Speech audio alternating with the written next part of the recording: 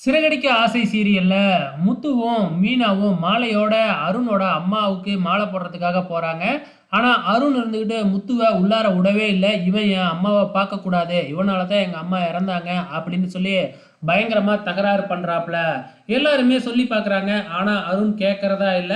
அதுக்கப்புறம் எலவு வீடு அப்படிங்கிறதுனால முத்துவும் வந்து பார்த்தீங்கன்னா, அங்கருந்து அமைதியாவே வந்துடுறாங்க.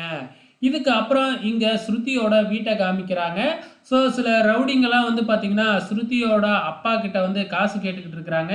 அப்புறம் தான் தெரியுது, நீத்துவுக்கு இப்படி பண்ணுனதே இந்த ஸ்ருதியோட அப்பா ஆள் வச்சு தான் அப்படிங்கிறது தெரிய வருது. பணம் செட்டில்மென்ட் பண்ணிக்கிட்டு இருக்கும் பொழுதே, அங்க ஸ்ருதி வந்து இதையெல்லாம் பார்த்துடுறாங்க. அப்புறம் என்ன, ஸ்ருதிக்கு விஷயம் தெரிஞ்சிடுச்சு இல்லையா? இதுக்கப்புறம் ஸ்ருதி என்ன பண்ணுவாங்க அப்படிங்கிறது நமக்கு நல்லாவே தெரியும்.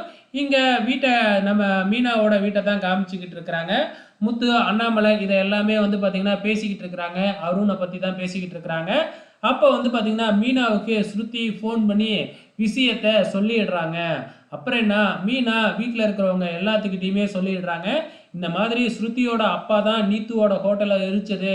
நீத்துவ ஆள வச்சு அடிச்சதும் அவரு தான் அப்படிங்கிற விஷயத்த இப்ப மீனா எல்லாத்துக்கிட்டயும் சொல்லிடுறாங்க. அது மட்டும் இல்ல, ஸ்ருதி நம்ம ரவிக்கும் மெசேஜ் அனுப்பி விட்டுர்றாங்க. இப்ப ரவி நேரா ஸ்ருதியோட வீட்டுக்கு போயிட்டு, ஸ்ருதியோட அப்பாவ பிடிச்சு திட்டுன்னு திட்டிப்புட்டு ஒரு பில்லு குடுக்குறாரு. அதாவது நீத்துவோட ஹோட்டல எரிச்சதுக்கு 5,00,000 ரூபாயும், நீத்துவோட ஹாஸ்பிட்டல் பில்லு 4,00,000 ரூபாயும் நீங்க தான் குடுத்தாகணும் அப்படிங்கிற மாதிரி சொல்லிட்டு, "பாத்தியா உங்க அப்பா என்ன பண்ணியிருக்கிறாரு?" அப்படின்னு ஸ்ருதிய ஒரு திட்டு திட்டிப்புட்டு ரவி அங்கிருந்து கோவமா போயிடுறாப்ல. இந்த பக்கம் நம்ம செல்வத்தோட மனைவியும் குழந்தையும் முத்துவ பார்க்கறதுக்காக வராங்க. ஏன்னா ஆக்சிடென்ட் பண்ணி அந்த அம்மாவே இறந்து போச்சு இல்லையா? அதனால போலீஸ் ஸ்டேஷன்ல தான் இப்ப செல்வத்த வச்சிருக்கிறாங்க. செல்வத்த எப்படியாச்சும் வெளியில எடுக்கணும் இல்லையா? முத்துவ விட்டா வேற யாரும் அவங்களுக்கு தெரியாது இல்லையா? முத்துக்கிட்ட வந்து ஹெல்ப் கேட்குறாங்க. முத்துவும் செல்வத்த எப்படியாச்சும் வெளியில எடுக்கணும் அப்படின்னு ட்ரை பண்ணிக்கிட்டு இருக்கிறாப்ல. அதுக்காக எந்த வக்கீல பார்க்க போலாம் அப்படின்னு யோசிச்சுக்கிட்டு இருக்கும் பொழுது, ஏற்கனவே உங்க அண்ணனோட டைவர்ஸ் கேஸ பார்த்துக்கிட்டு இருக்காங்க இல்லையா?